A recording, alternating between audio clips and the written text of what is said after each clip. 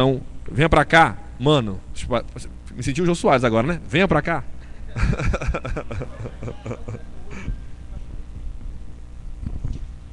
Sou eu. Eu vou ler a Bíblia, viu, hoje? Eu tinha esperança de dizer pro pessoal que... dizer pra você que vocês iam chegar em casa mais cedo hoje, mas o Ivo não deixou, né? De novo. Rapaz, quando a gente não sabe o que é que vai dizer, o que a gente faz, Ivo? Hein, Ivo? Quando a gente não sabe o que é que vai dizer, o que é que a gente faz?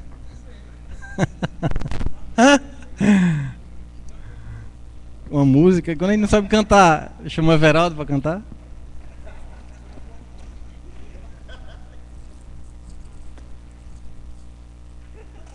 Como é? Bem, acho que a primeira coisa a ser dita é que vocês já estão limpos pelo que vocês têm ouvido, né? Vocês podem ir para casa. Não tem necessidade. Eu acho assim. É curioso como a gente, quando vai ler as Escrituras, principalmente o Novo Testamento, é difícil entender como é que a pessoa, alguns que tiveram um contato só com Jesus, ou pelo menos a narrativa dá a entender que só tiveram um contato com Jesus e mais nada, Jesus possa mandar esse povo ir para casa, né? E é curioso como a gente precisa se reunir todo domingo para poder entrar na cabeça da gente alguma coisa, né? Aí vocês dizem assim, mas era Jesus. Mas a pessoa nem sabia que era Jesus, né? Aquela mulher lá não sabia que era com Jesus que ela estava falando, e ela só falou com ele uma vez, provavelmente, né? A samaritana. Mas é interessante como a gente precisa ficar entrando em contato todo dia, todo fim de semana, com a mesma mensagem, para que pelo menos uma fagulhazinha dela desperte na gente alguma coisa prática, né? De ordem prática. Eu ouvi tudo aqui falado sobre paixão. Agora eu faço que nem o Mino. Quando o Mino esteve aqui, ele disse que sabia nem o que estava fazendo aqui, porque o Ivo falava assim, parece que tinha uma ligação com o céu direto. E um cara inspirado, né? O Ivo parece que ele incorpora, né? O Ivo, ele não prepara nada, ele incorpora. Ele chega aqui, liga na tomada assim, tomada do céu, né? Aí buf, baixa nele, ele abre a boca e sai. Mas aí veio o Ivo dar esse constrangimento, assim. Então, já deixa eu quebrar as expectativas de vocês. Não esperem de mim 1% dessa desenvoltura, certo? O que eu vou falar aqui foi a custo de muito suor e também a custo de muito aprendizado com o pessoal do Maracanaú, que me ensina muito. Esse ano passado e esse ano, o ano passado e esse ano, foi um ano de muito aprendizado no Caminho Maracanaú. É incrível como a simplicidade, como uma proposta de simplicidade radical, e que muitos não acreditam que possa acontecer, que não funciona, né? Muitos acreditam que não funciona. É incrível como lá funciona. Lá sequer, por exemplo, tem uma pessoa responsável pela fala. Lá a fala, coisa de 6 meses para cá, tem sido construída coletivamente. E isso, pelo menos para mim, isso me deixa mais à vontade do que esse modelo de reunião, onde tem uma pessoa responsável pela fala, sabe? Me deixa à vontade tanto de participar ouvindo, se eu não for participar da construção coletiva da fala, quanto me deixa à vontade se eu for falar alguma coisa. Esse modelo onde um fala, outros escutam, ele me atrapalha um pouco. Eu consigo usá-lo, participar dele, mas ele é com dificuldade que eu consigo. E tenho aprendido muito lá com os meninos. Inclusive o que eu vou dizer aqui hoje tem muito a ver com o que foi falado lá hoje, né? Semana passada também. E engraçado que eu cheguei lá para eles e disse assim: rapaz, o Ivo pediu para falar lá em Fortaleza. E eu tô vindo aqui para saber o que eu vou falar lá em Fortaleza. Que eu não sei. Mas enfim, eu ouvi sobre o que o Ivo falou tudo que eu ouvi falar sobre paixão, que foi cantado. E é interessante, eu estava vendo o significado da palavra compaixão, porque o termo paixão parece que ele nos remete para uma... Ou pelo menos ele tem essa conotação doentia, né? O que é patológico, né? O pathos. E ele parece estar muito associado com o sentimento com o desejo de posse do outro, né? Você se o apaixonar-se por alguém tem uma conotação de desejar esse alguém para você, né?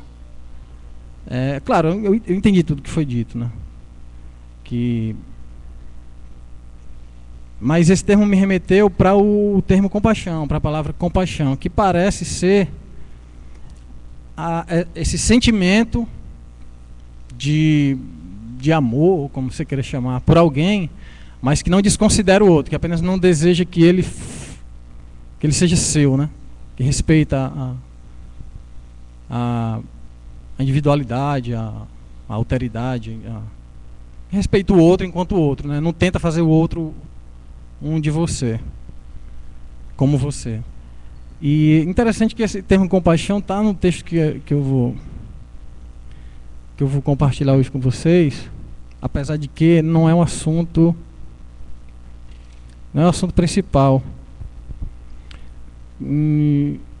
Se eu tivesse um pouco mais de sensibilidade, talvez até devesse fazer dele o assunto principal, né? Mas eu não tenho, então peço perdão e vou começar a falar do que eu me propus a falar, tá? Apesar de que a gente vai passar por esse termo e por essa visceralidade associada a esse termo, né? Que esse termo tenta traduzir, compaixão. Compaixão. Eu vou ler a parábola do bom samaritano. Lucas 10, capítulo 10, versículo 25. Certa ocasião, um perito na lei levantou-se para pôr Jesus à prova e lhe perguntou: Mestre, o que preciso fazer para herdar a vida eterna? O que está escrito na lei? Respondeu Jesus. Como você a lê? E ele respondeu: Ame o Senhor, seu Deus, de todo o seu coração, de toda a sua alma, de todas as suas forças e de todo o seu entendimento. E ame o seu próximo como a si mesmo. Disse Jesus: Você respondeu corretamente, faça isso e viverá. Mas ele, querendo justificar-se, perguntou a Jesus: E quem é o meu próximo? Em resposta, disse Jesus: Um homem descia de Jerusalém para Jericó, quando caiu nas mãos de assaltantes. Estes lhe tiraram as roupas, espancaram-no e se foram, deixando-o quase morto. Aconteceu estar descendo pela mesma estrada um sacerdote. Quando viu o homem, passou pelo outro lado. E assim também um levita, quando chegou ao lugar e o viu, passou pelo outro lado. Mas um samaritano, estando de viagem, chegou onde se encontrava o homem e, quando viu, teve piedade dele. Aproximou-se e enfaixou-lhe as feridas, derramando nelas vinho e óleo. Depois colocou-o sobre o seu próprio animal, levou-o à hospedaria e cuidou dele. No dia seguinte, deu 2 denários ao hospedeiro e lhe disse: Cuide dele, quando eu voltar, lhe pagarei todas as despesas que você tiver. Aí Jesus vira para o camarada e pergunta: Qual desses 3 você acha que foi o próximo do homem que caiu nas mãos dos assaltantes? E o cara responde: Aquele que teve misericórdia dele. E Jesus lhe diz: Vá e faça o mesmo. Tem muita coisa bem batida sobre essa parábola, né? Eu nem me atrevo a dizer para vocês, vocês já devem estar careca de saber disso. O confronto de Jesus com o religioso, que tenta fazer com que o religioso desperte para alguma coisa que ele ainda não despertou. E o confronto consiste em fazer que o que importa na verdade não é a declaração de fé e o conjunto de crenças que o religioso tem. Isso não quer dizer nada. O confronto de Jesus com ele é justamente falar de um cara que a gente está cansado de saber que era um pária da sociedade, era um excluído, era um herege, era um desgraçado, aquele com quem você não deveria falar, se você fosse judeu. Era o judeu mestiço, né? e com toda a carga de conflito religioso envolvida, Jesus escolhe falar desse camarada, dizendo que vem um samaritano, e Jesus escolhe eleger esse cara como exemplo a ser seguido. E a gente sabe que isso é um confronto, quando se elege um samaritano como exemplo a ser seguido, e fala isso para um religioso da época que excluía o samaritano, que considerava que os samaritanos eram uma casta, ou uma classe de gente inferior, isso é confrontador, né? E Jesus, não sei se a gente pode usar o termo relativizar, mas coloca em xeque o conjunto de crenças desse religioso perito na lei. Quando ele disse que vai e faz o mesmo, vai e faz o mesmo, mas como assim, fazer o mesmo que esse cara, né? Tá ficando doido, né? Mas não é sobre isso que eu vou falar, não. O interessante é que essa questão da compaixão, ela não aparece nessa versão que eu li, mas em outras o texto diz assim: e o samaritano passando e vendo o homem, aproximou-se, e vendo o homem, moveu-se de íntima compaixão, né? Ele moveu-se de íntima compaixão. A compaixão, eu fui ver aí o significado da palavra, né? Compaixão é um pesar que traz infelicidade. Olha que coisa interessante, né? Um pesar que traz infelicidade e dor pela situação de alguém.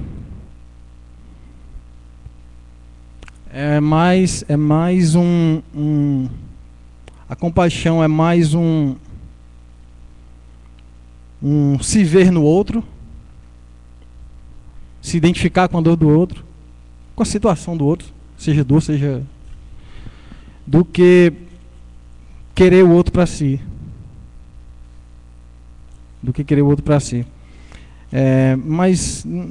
Vamos passar para frente. Tem um cara muito interessante, que eu conversei com o Júnior sobre ele. Tem um livro chamado A Poesia e o Camponês, e foi relançado com o título de As Parábolas de Lucas. Ele fala uma coisa que eu nunca percebi dessa parábola. Ele diz que o samaritano compensou as falhas do sacerdote, compensou as falhas do levita e compensou as falhas até do ladrão. E se a gente considerar que o que Jesus diz no final é assim, vai e faz o mesmo, isso abre um pressuposto para a gente considerar que o vai e faz o mesmo vai e sai compensando as falhas que você encontrar pelo caminho. E aí, quais foram as falhas que o samaritano compensou de acordo com esse camarada, autor desse livro? Não sei se o nome dele é Kenneth Bailey, um negócio assim, eu esqueci. A falha ele diz que o levita, por exemplo, poderia ter prestado o que a gente chama de primeiros socorros àquele camarada que estava no chão, caído. O levita. O levita não poderia fazer muita coisa, mas poderia fazer isso, e não fez. E o samaritano fez, né? Primeira falha compensada. O sacerdote, segundo esse autor, deveria ter uma montaria. E poderia, se tivesse se movido de íntima compaixão, se tivesse se identificado com a situação, se tivesse se doído, poderia ter colocado o camarada na sua montaria e levado para algum lugar. Poderia ter feito mais do que prestar primeiros socorros, mas se omitiu. E os ladrões, interessante, os ladrões roubaram o cara, deixaram o cara moribundo e abandonaram o cara. E aí vem o samaritano e paga pelo cara, no lugar de roubar. No lugar de deixar o cara moribundo, pega o cara. E no lugar de abandonar o cara, promete voltar. Eu acho que se a gente ainda tiver dificuldade com relação a saber quem é o próximo, ou a se colocar como próximo de alguém, que eu acredito que seja o propósito da fala de Jesus. O cara perguntou quem era o meu próximo, mas ele respondeu assim: o próximo, a questão não é saber quem é o teu próximo, a questão é saber quem foi o próximo do camarada. Então, se a gente tem dificuldade ainda, ou em saber quem é o nosso próximo, ou em se colocar como próximo de alguém, eu acho que isso de sair identificando falhas que geram abandono da vida, ou que geram ou que promovem o abandono da vida, sair suprindo essas faltas no caminhar da gente, já é o que Jesus estava querendo dizer com o vai e faz o mesmo, sabe? Acho que o Bragantino fala isso. O Diego citou isso aqui hoje, que a gente consiga trazer ordem ao caos. E aí, que não fique limitado, que a gente não considere que o cara caído no chão é só a vida humana, tá entendendo? Qualquer mecanismo social, qualquer instituição, qualquer forma de manifestação da sociedade, qualquer estrutura que é fruto das relações humanas, se ela está promovendo o abandono da vida, eu acho que aí já abre um campo para ação por parte da pessoa que ouviu vai e faz o mesmo. Jesus contou uma história de um cara que estava caído no chão, mas aquilo ali é uma vida abandonada. Aquilo ali é um descaso com a vida. Aquilo ali é um desrespeito à manifestação da vida. Tudo bem que é a vida humana, mas se você pega, por exemplo, hoje eu comentei que eu sinto uma angústia, um constrangimento, um troço aqui na barriga, quando eu estou a caminho do trabalho e eu passo pela fábrica de tinta, da qual sai um riacho, um dia amarelo, outro dia azul, outro dia verde, outro dia lilás, de trás dos fundos dessa fábrica. E é interessante porque é um constrangimento, é uma angústia com relação ao descaso com a vida, que eu não consigo desassociar dessa parábola do samaritano. Sou eu passando e vendo a vida abandonada e tendo os meus afazeres e tendo todas as minhas justificações, minhas justificativas para que eu não faça nada. Mas ali está a vida abandonada. Tinta passando pela terra.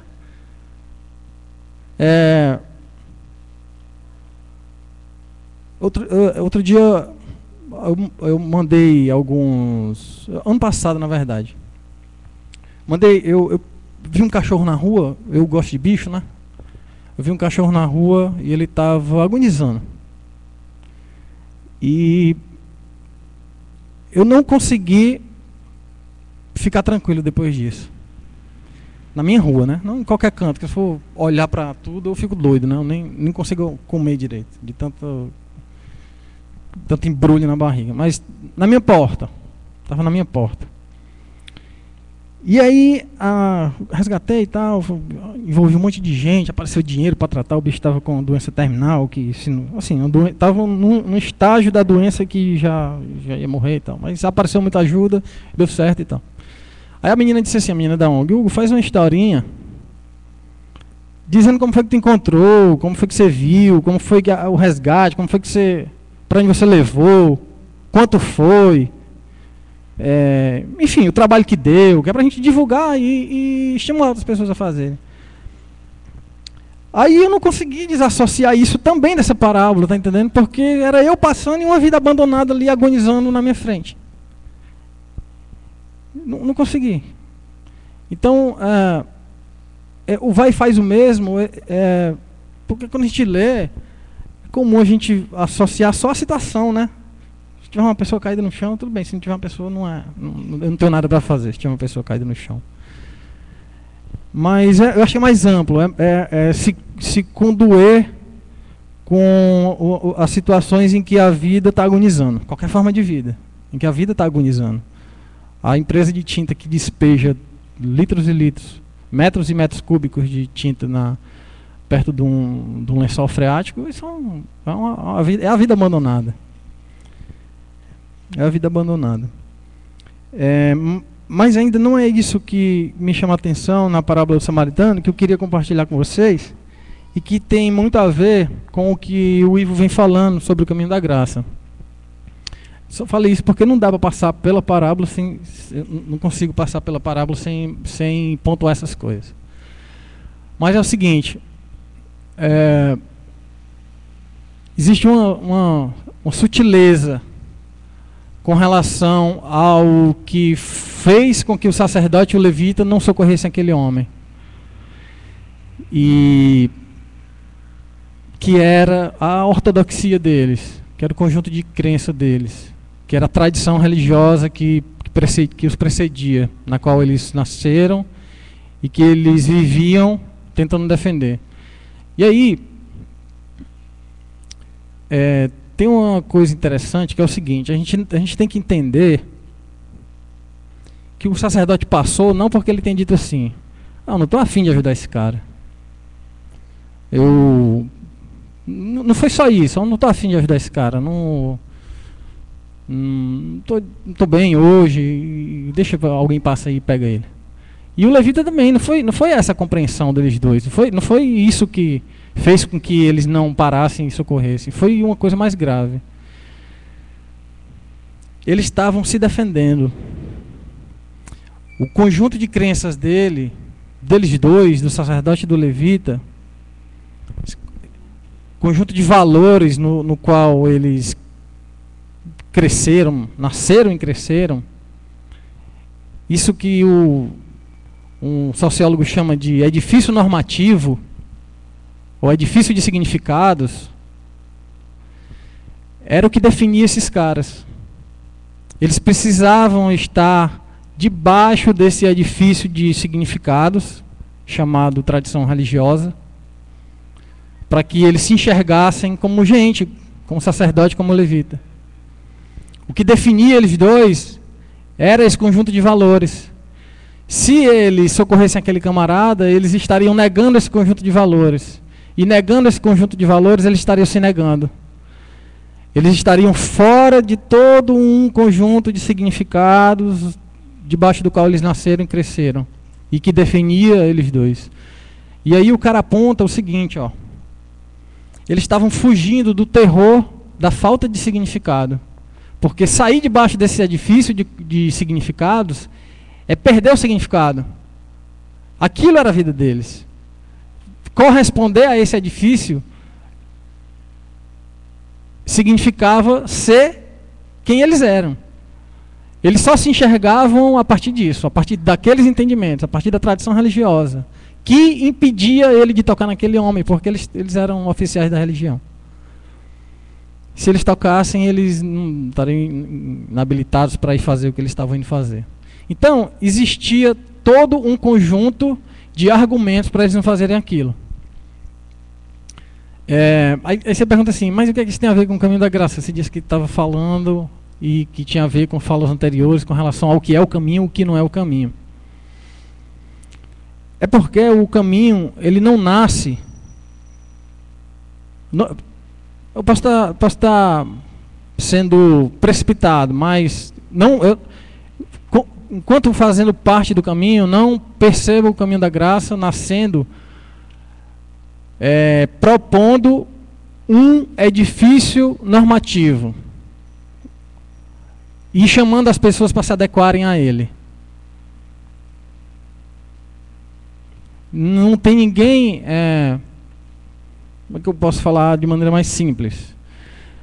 Não tem ninguém sendo iludido, ouvindo a mensagem do caminho da graça, não tem ninguém sendo iludido, achando que vir para a reunião é fazer parte do caminho da graça, achando que se adequar às coisas que acontecem no caminho da graça significa fazer parte do caminho da graça, achando que ficar debaixo dos significados compartilhados no caminho da graça significa fazer parte do caminho da graça. Não tem isso. A gente não faz uso de conjuntos de valores na intenção de fazer com que eles atribuam um sentido à vida de ninguém. O caminho da graça enquanto movimento, né? Não lança mão de edifícios, de normas, significados, conceitos, valores, para que as pessoas achem que elas têm, que a vida delas tem sentido se elas estiverem conectadas com isso. Eu só digo isso assim, você está dizendo uma coisa muito estranha, mas não é. Porque o cara chega, toda semana chega um e diz assim, vem cá, eu fazia parte daquilo ali, agora não faço mais, e agora eu penso igual o Caio Fábio e eu quero começar um negócio desse aqui. Pensa igual o Caio Fábio? Como assim tu pensa igual o Caio Fábio? E o que o Caio Fábio pensa? Dá vontade de matar. Mas o cara acha que ele se desconectou de uma parafernália de significados e de sentidos que faziam parte da vida dele, e agora ele quer se conectar a outra parafernália de significados, de normas e de sentidos, para que a vida dele passe a fazer sentido, porque agora, como ele saiu daquilo, ou ele foi expulso, ou sei lá o que aconteceu, que não tem mais relação com ele, agora a vida dele anda sem sentido. Ele precisa se conectar a alguma coisa para fazer sentido. E aí ele acha que a gente está oferecendo essa coisa. Ele acha que a gente está oferecendo assim, um edifício. E é interessante porque o sociólogo cita esse termo edifício normativo, porque é interessante como as instituições religiosas, elas não têm só edifícios físicos, entendeu? Elas têm, sobretudo, o edifício, o que exerce influência na subjetividade. O que faz com que você continue dependente, mesmo longe do prédio físico. Mesmo longe do edifício. É interessante porque, assim, é um edifício que lhe dá cobertura, mesmo que você não esteja debaixo do tijolo. Basta que você, na sua subjetividade, ou que você esteja com a sua subjetividade influenciada e achando que faz parte daquilo por ter aqueles valores, por confessar do jeito que aquele pessoal confessa, por fazer o que aquele pessoal faz, por não fazer o que aquele pessoal não faz, por se identificar. Aquele edifício, tanto físico de tijolos quanto o normativo, exerce influência sobre a sua subjetividade. E você considera que o significado da sua vida vem daí. Vem daí. E eu não vejo essa proposta entre nós. Eu nunca vi o Caio falando sobre isso. E é interessante porque isso está...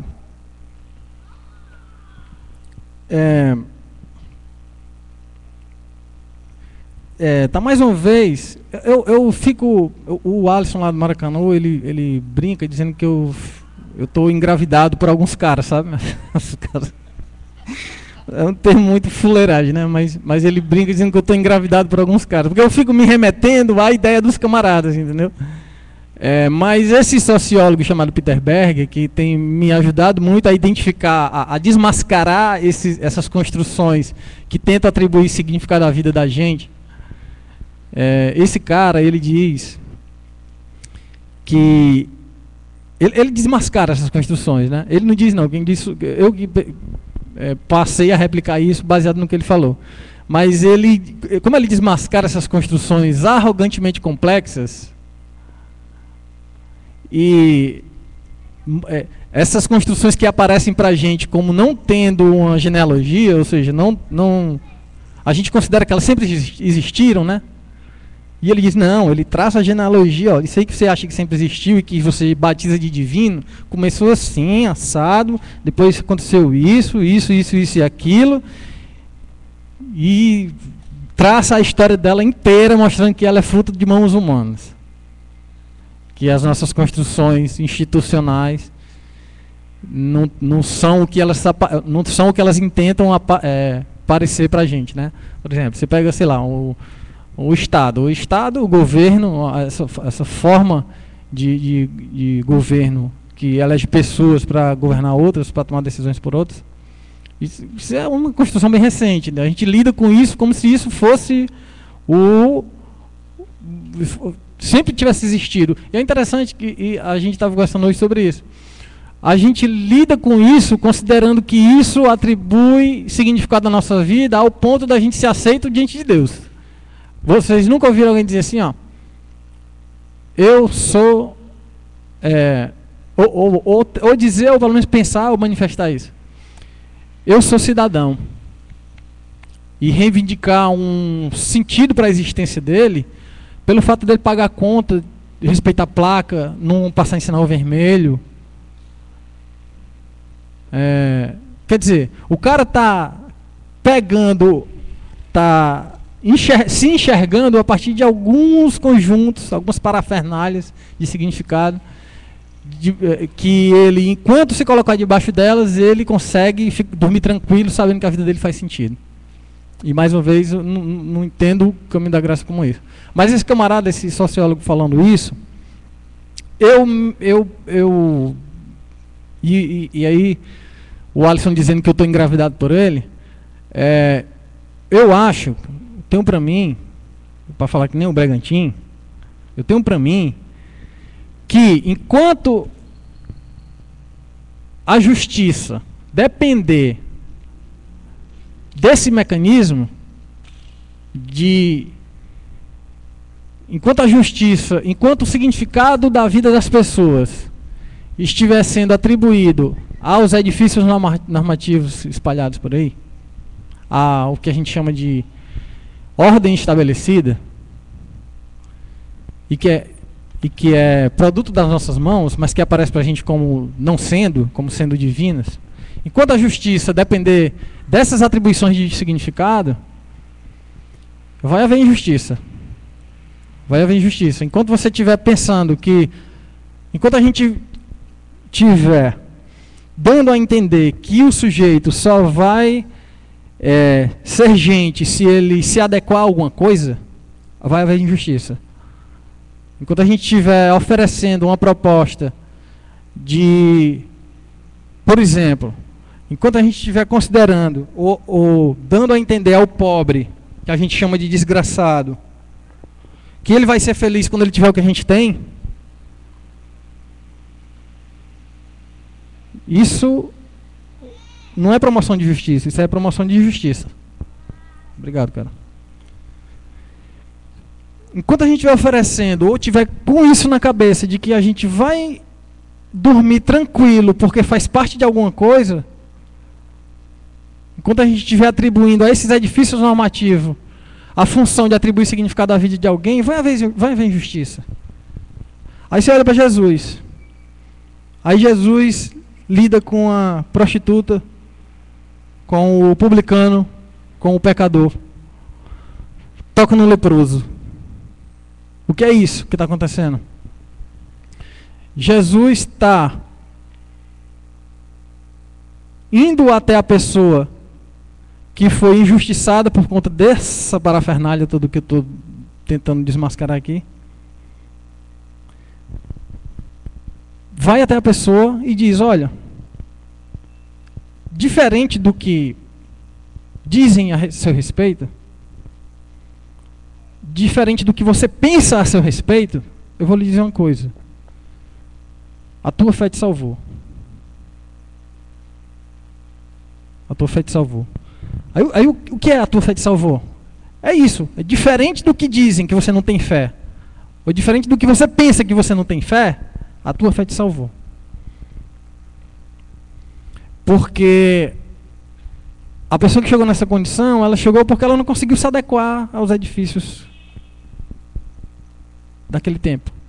Ela não conseguiu se enxergar, ela não conseguiu entrar nos edifícios, e aí não estou falando só dos físicos. Ela não conseguiu se perceber fazendo parte desses edifícios, ela não conseguiu se adequar, estar debaixo deles e se sentir protegida por eles. Não conseguiu. Aqueles edifícios, sejam os físicos ou não, só mostraram para ela que ela não conseguiu. E só excluíram a pessoa. Só excluíram a pessoa. E aí, por que é que eu considero que enquanto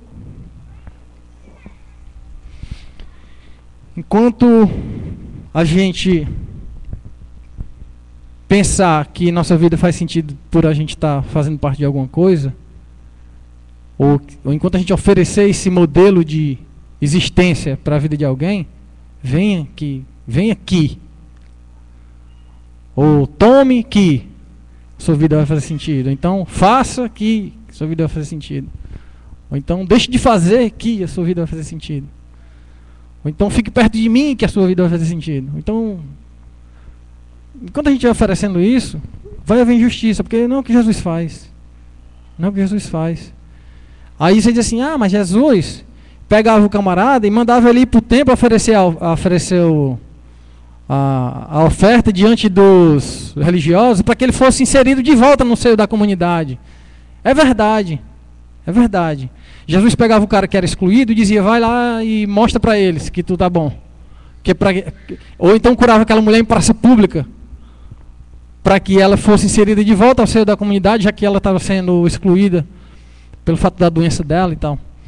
É verdade que ele faz isso. E a intenção dele é trazer de volta para o seio da comunidade, para que ela seja aceita de novo. É verdade que na casa de Simão fariseu, o trato dele com o Simão fariseu e com aquela mulher era no sentido de fazer que aquela mulher fosse aceita de volta por aquele povo que excluía ela e que não dava a chance dela ter relação com Deus, ou que não dava a entender que ela tivesse possibilidade de ter relação com Deus. É verdade que ele queria inserir aquela mulher de volta no seio da comunidade. É verdade. Mas aquela mulher estava voltando para o seio da comunidade significada não pela ordem estabelecida mais. Ela estava voltando para o seio da comunidade significada por Deus. Por Deus. Aquela mulher estava explicada a partir de Deus agora. Senhor, quem pecou para que esse homem nascesse cego?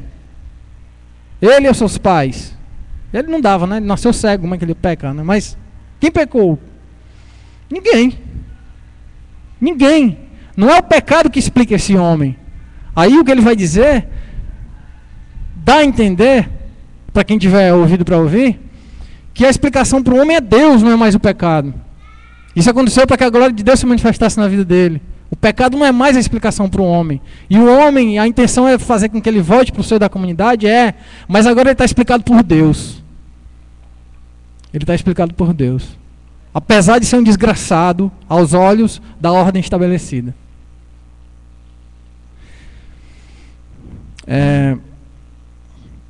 Então eu acho que enquanto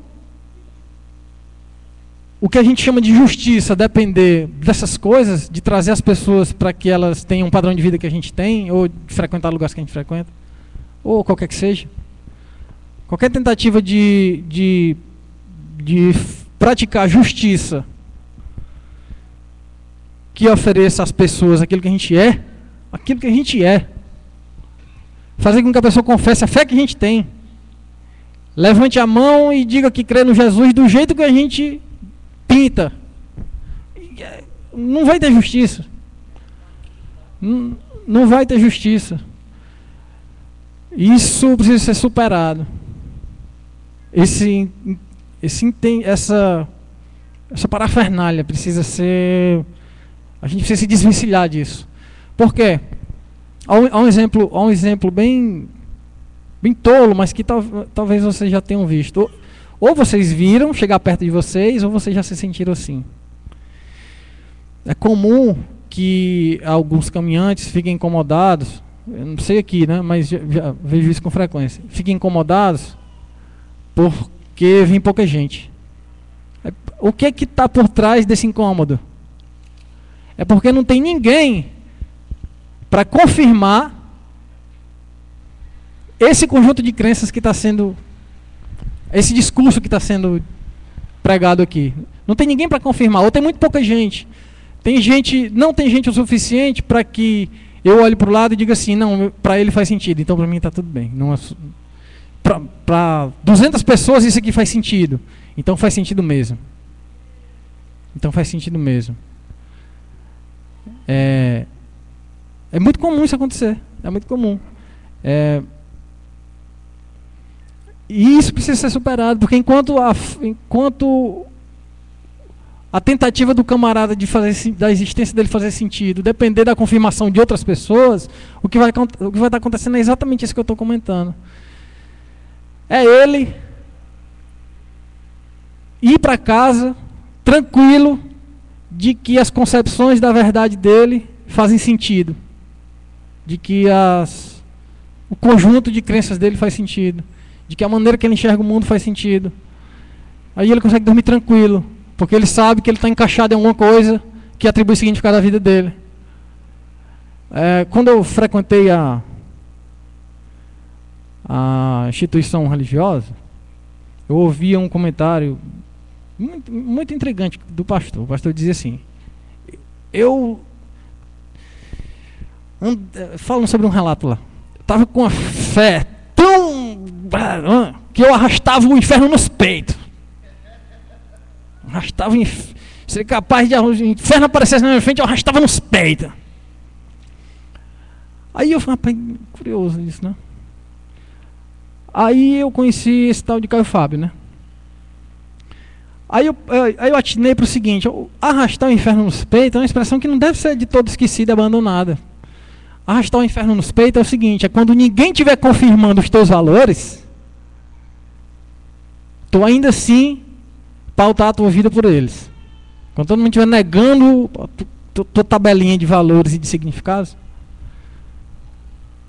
todo mundo dizendo assim, não é assim, não é assim, não é assim, não é assim, não é assim, não é assim, tá doido, tá errado, não sei o que. E você viver discernindo a vida, o que é vida e o que não é vida, mesmo com tudo contra você. Isso é arrastar o inferno nos peitos. É autonomia, é o que a gente pode chamar de autonomia, né? Talvez seja o que a gente pode chamar de autonomia. Você não depender da confirmação dos outros para que esses valores façam sentido para você. Você não depender disso. É interessante que, de novo, aí assim, ó, é complicado porque é simples, né? É que nem o Renato Russo diz, né? Como é a música lá? Tudo igual, mas ao mesmo tempo diferente, né? É complicado, mas é simples, porque Jesus está falando isso direto.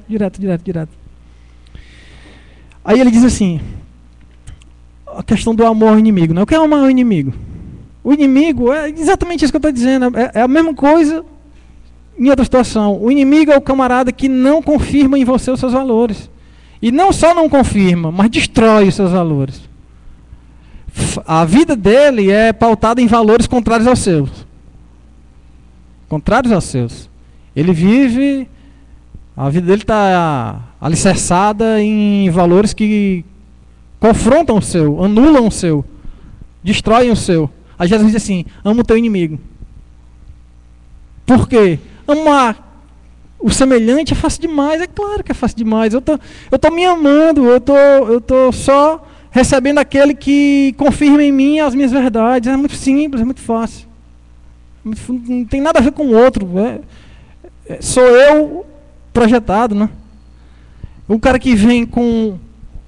a sutileza é essa, porque a gente vem para cá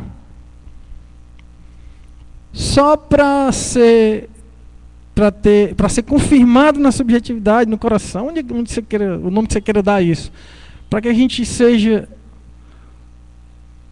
tranquilizado com relação ao que a gente tem crido.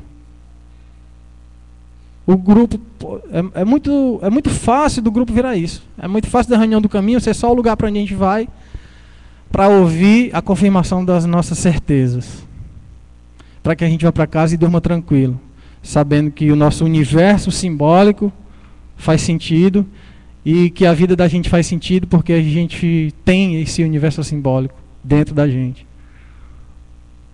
É muito fácil.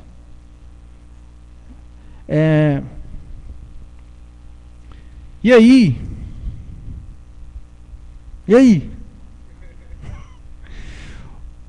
Interessante, porque assim, ó, a gente essa necessidade de se encaixar em alguma coisa para que a vida da gente faça sentido é uma desgraça.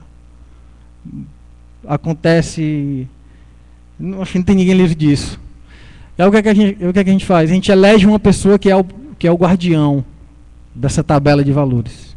E a gente ouve só essa pessoa. Aí é mais do que comum, como eu falei agora que alguns exemplos são comuns a gente ver. É mais do que comum você ver uma pessoa que saiu de algum lugar que ela disse que fazia mal e agora está no caminho da graça. Essa pessoa só ouviu o Caio Fábio. É comum demais. Eu não aguento mais ouvir outras pessoas. Porque ouvir as outras pessoas é ter o meu universo simbólico relativizado.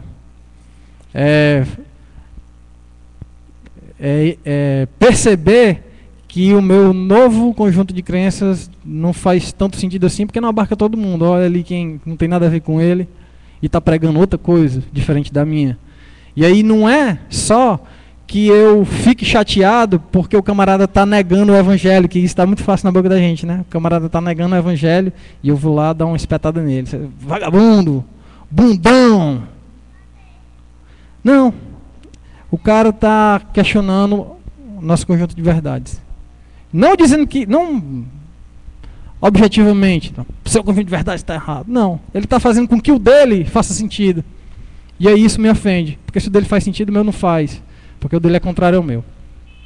Aí a gente vê a pessoa elegendo um guardião no caminho da graça, que não tem guardião. A gente até conversou sobre isso no Eusébio. O caminho da graça que não tem guardiões de pressupostos, porque a gente não tem necessidade de controlar a gente não tem necessidade de fazer com que as pessoas venham na hora que a gente quer, deem o dinheiro que a gente quer, a quantidade de dinheiro que a gente quer na hora que a gente quiser, quantas vezes a gente quiser. A gente não tem esses guardiões porque os nossos pressupostos não precisam de guardiões. Mas aí, porque o nosso pressuposto é Deus.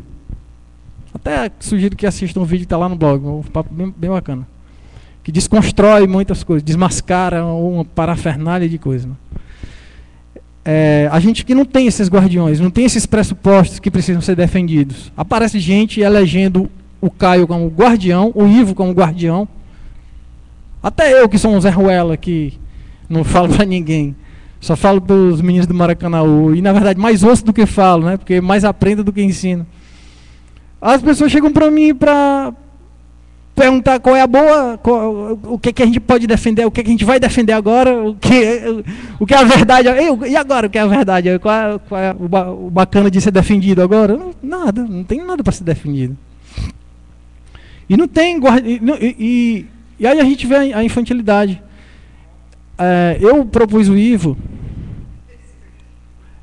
no encontro que teria aqui, que foi cancelado, para que a gente chamasse uma pessoa de fora do movimento Caminho da Graça, para a gente ouvir o diferente. Olha que coisa interessante. E não é para a gente exercitar a validade das nossas crenças, não, diante do que a pessoa pode apontar de equivocado no nosso meio. Né? Para que a gente tenha argumentos. Por exemplo, eu tenho um cara que eu gosto muito. Fui ver uma apresentação, uma palestra dele. O cara me desmontou do primeiro minuto ao último minuto da palestra dele. Mas é bom ir ver o cara, porque o cara está justamente tirando o caráter de absoluto e de intocável do meu conjunto de crenças. Se a gente não faz isso, o que é que a gente tem a ver com a tal da revisão mental constante e alegre? O que é revisão mental constante e alegre? Que revisão de mente é essa? Que mudança de mentalidade é essa que não para nunca? Se a gente está só elegendo os guardiões dos universos simbólicos que agora fazem sentido para a gente e que atribuem sentido à nossa vida. A gente não está ouvindo nada. A gente está só amando o semelhante. A gente não está amando o inimigo. E não que isso seja fazer alguma coisa pelo inimigo, né? A proposta não é essa, mas o que está por trás é isso. O que o cara está dizendo anula o que eu creio. Eu vou chamar o cara de Brunão por causa disso? Vou dizer que ele é um herege por causa disso? Ele só é o diferente, ele só é outra pessoa diferente de mim.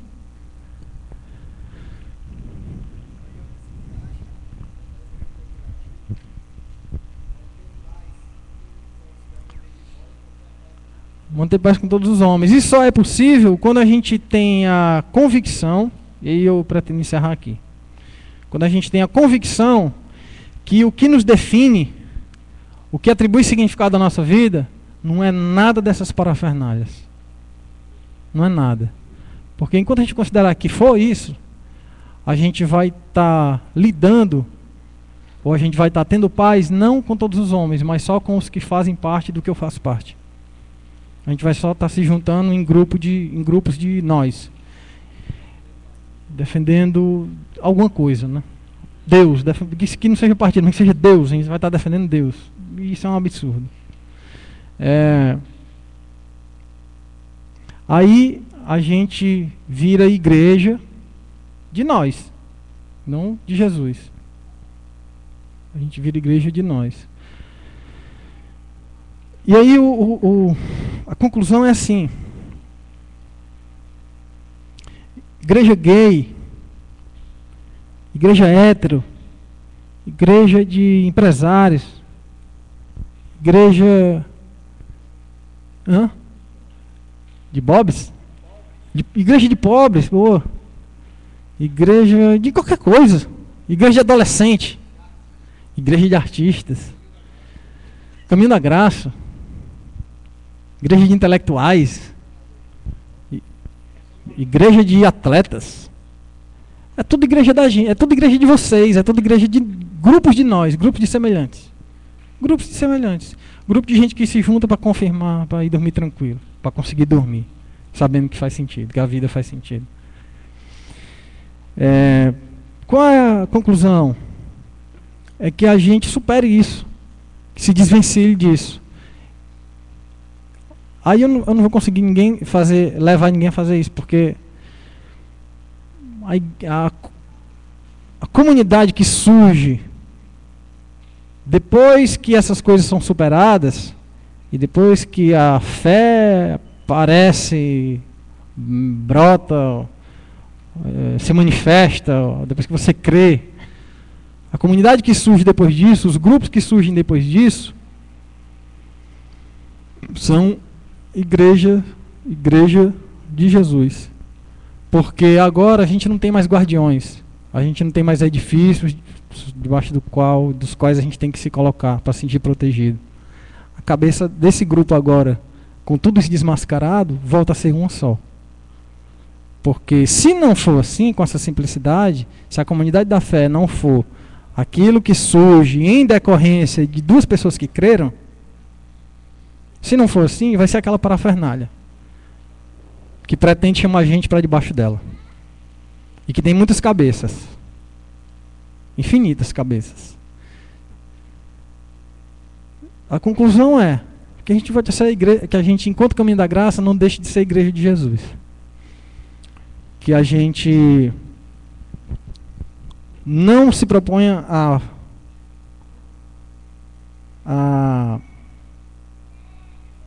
obedecer uma tradição qualquer que seja ela, achando que ela vai atribuir significado à vida da gente, como é o caso do sacerdote, como é o caso do levita. Porque você pode até se prestar a alimentar uma tradição, qualquer que seja, mas ainda que ela seja uma tradição batizada de divina e que esteja presente e se manifestando em nome de Deus, ela pode não estar discernindo a vida, que era o caso que acontecia. Os caras eram o top da religião, o cara era o top da religião, mas a ortodoxia dele não permitia que ele discernisse a vida que precisava ser suprida. Isso diz respeito a outra pessoa, que o nosso conjunto de crenças não nos impeça de enxergar a outra pessoa, mas isso diz respeito antes de tudo a nós, porque a gente tem que se desvencilhar dessa tentativa de ser alguma coisa por fazer parte de alguma coisa. A gente tem que se desvencilhar disso.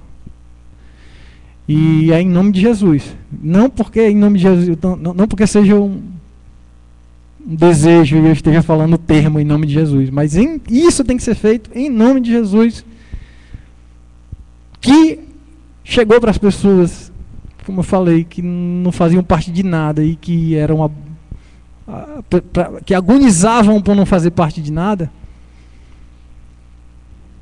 e conferiu o significado da vida dessas pessoas e supriu necessidades que essas parafernálias não conseguiram suprir.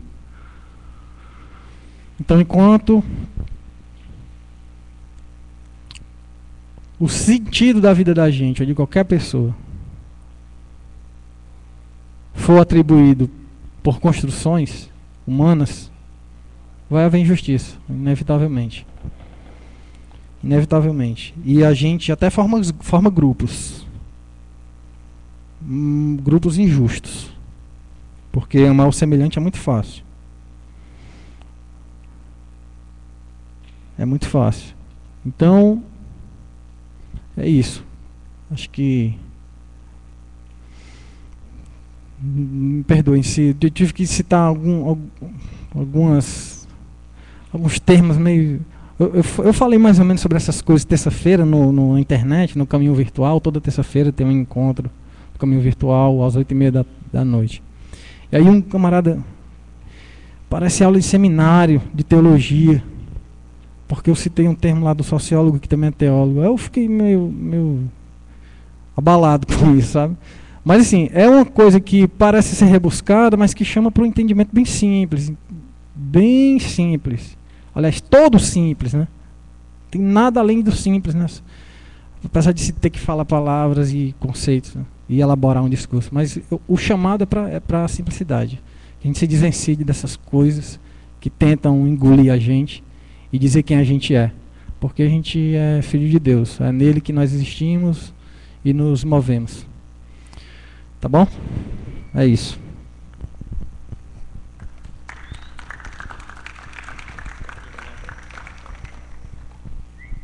Muito bom. Muito bom. A gente vai concluindo por aqui. Mas eu espero que o que foi dito seja repensado. Fique na mente de vocês. Foi dito coisas muito boas. Muito boas. Se a gente der ouvidos, a gente pode ficar em paz. A gente pode ficar em paz. E meu desejo a vocês que ouviram, aos que ouviram na internet ou ainda vão ouvir, que fiquem em paz com tudo que foi dito. Que de fato seja Deus aquele que lhe significa. Aquele que lhe significa. Eu vivo em paz. Eu sou um homem que vive na paz, em paz, apesar de muitas tribulações enredadas no meu cotidiano. Mas eu sou um homem da paz. E hoje eu consegui uma coisa, inclusive falei ontem lá no encontro na Praia de Iracema. O Joaquim fazia uma pergunta sempre, porque ele percebia o seguinte, ele percebia que como é que é possível você, por exemplo, dizer tudo que você diz e não ser expulso do seminário? Ou não ser odiado por A, B, C ou D? Eu disse, olha, eu já fui muito odiado, realmente hoje eu não sou mais. O que foi que aconteceu que as pessoas não me odeiam tanto hoje como me odiaram antes? Uma coisa simples, e que o Hugo disse aqui. Antes, eu tinha trocado um grupo de significados por outro e vivia na guerra de significados. E qualquer um que vive na guerra de significados estará travando guerra contra inimigos. Então, enquanto eu tinha um grupo de significados, né, um conjunto de significados, que eu combatia o grupo de significado, o conjunto de significado do outro, claro que o outro ia me odiar. É lógico que ele ia me odiar. Assim como eu odiava, mesmo dizendo que não. Aí, de repente, um ano depois de Caminho da Graça, eu cheguei nesse estágio aí que o Hugo apontou aqui. Eu peguei o conjunto de significados do Caminho da Graça, ou pelo menos aquele que alguns insistem em criar, e deixei pra lá.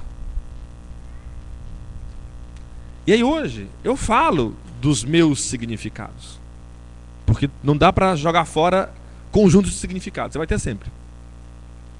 Você vai ter sempre. Mas quando eu falo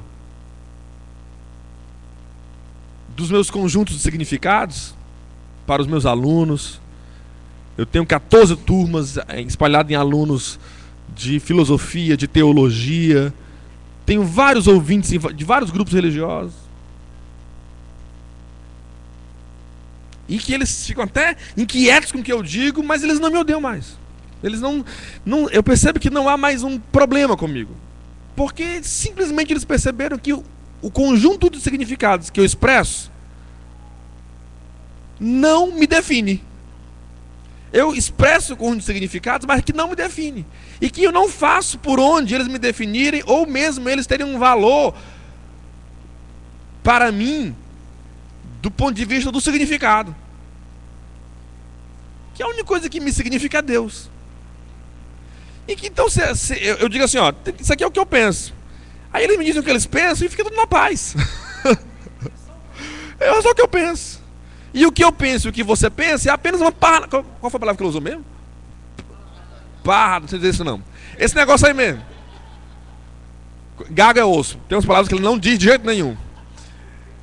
Então esse negócio todo, essa bagunça toda aí que eu tenho e que ele tem, é só o que eu tenho e que ele tem. Então quando o indivíduo ele percebe isso em você, quando ele percebe que quando você fala de um teólogo, de um filósofo, de um pensador, ou quando ele expõe uma ideia dele, quando ele percebe que essas suas ideias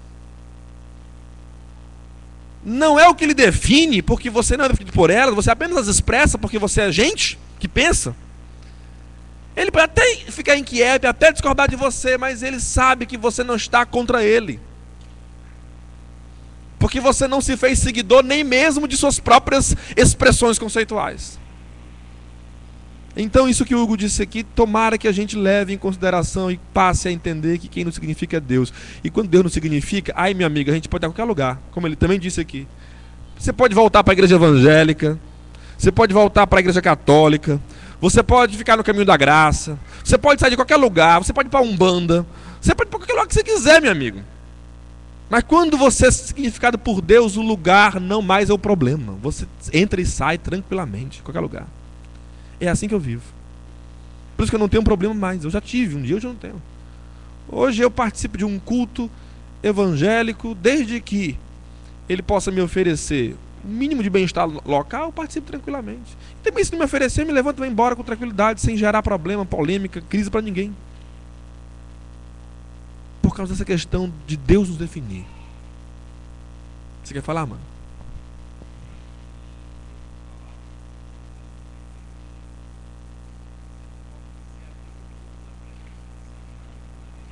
É isso mesmo.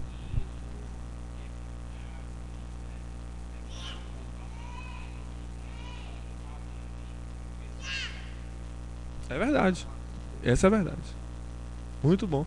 Quando o ouvinte, mesmo que esteja escutando algo de mim, contrário ao que ele pensa, se ele sabe que eu não sou seu inimigo, e de que eu não estou batalhando contra o que ele pensa, muda tudo, meu amigo. Por isso eu consigo conviver com pessoas que eu digo coisa que é o oposto do que eles pensam, e a gente no final está rindo. Eu rindo e ele rindo. Sai todo mundo rindo das minhas aulas. Eu e os meus alunos. Por quê? Porque seja Deus verdadeiro e todos nós, homens, que por sua finitude falam. Esse muito falar gera os nossos significados humanos, mas não são por eles que nós deveremos ser definidos, e sim por Deus. Uma bênção. Espero que vocês tenham entendido, ouvido, captado e levem em consideração. Eu queria agradecer a todos vocês que estiveram aqui hoje, que vocês sejam abençoados em tudo que fizerem. A gente vai decidir agora o seguinte, rapidinho. Sábado que vem nós temos nosso arraiá, lembrando, de novo vocês. Então essa semana é uma semana de, se vocês puderem divulgar, MSN, Orkut, Facebook, onde vocês estiverem, divulguem. Lembre do valor, R$15. Lembre das 3 meninas que estão aqui, que estão organizando, para ir até elas e pagarem. Já tem lá o endereço no blog. Não é difícil, está lá, a Bianca escreveu um texto lá, bem direitinho, explicando como é que a gente chega. Não é tão difícil. Tem os telefones lá das meninas, se você quiser ligar para qualquer coisa, para ajudar, inclusive. Então participem, levando um prato de comida para acrescentar a comida que vai ter lá, bebida. Lembrando que outras bebidas serão a critério de cada indivíduo. E como vai ser a partir das 8 e não tem hora para terminar, a minha intenção inicial era que normalmente a reunião continuaria domingo aqui. Mas eu gostaria de saber se vocês acham que isso de fato é válido, ou vocês acham melhor, por não ter saber a hora de término, como é que vai ser no outro dia, etc e tal, a gente não ter reunião domingo. O que vocês acham? Vocês acham melhor ficar lá, né? Então pronto. Então a gente vai ser o seguinte. O arraiá é do sábado para domingo. A gente dá uma descansada lá pelas gramas no finalzinho. Tem espaço bastante. Tem rede também, cama. Então pronto, não falta. Já que a dona está dizendo que não tem problema, então vai ser o seguinte: domingo que vem nós não teremos reunião aqui, certo? Nós faremos bateremos um papo de fé depois do arraiá, depois do descanso, depois do café, depois de raiar o dia. Então, lá no sítio, durante o domingo, nós teremos um momento de reunião. Eu acredito que se o Hugo estiver lá, a Vanessa e o Hugo estiverem lá, a gente vai transmitir ao vivo também esse papo que nós teremos lá no domingo, durante o dia, certo? E nós iremos bater um papo lá. E lá, no domingo, a gente vai falar sobre aquele tema que eu iria falar há 2 semanas atrás, não falei ainda. Enfim, sobre a história da felicidade. Lá, nós iremos bater um papo sobre isso. Vai ser um papo mais informal, até porque a felicidade precisa de informalidade. Então fica assim. E a gente se encontra aqui no SESI. Aí a outra questão. Aí no final de semana seguinte é a sequência de feriados. Vocês querem descanso? Alguém vai, porque vamos viajar, alguém vai sair, tem quinta, sexta e sábado, não sei o quê. Porque se as pessoas estiverem aqui, nós temos reunião. Se não estiverem aqui, vão estar aqui, né? Eu não estarei, mas os outros estarão. Então haverá reunião no final de semana seguinte. Normalmente eu vou me organizar com as outras pessoas. Então fica combinado assim: domingo que vem não tem reunião aqui, porque haverá lá no sítio da Bianca, onde haverá o arraiá sábado. Não perca, não deixe de ir, porque se você perder, meu amigo, você vai perder uma bênção. Vá, porque Santo Antônio, Pedro João e o Santo Tudinho, inclusive Santo Dumont, estará lá para lhe abençoar nesse dia.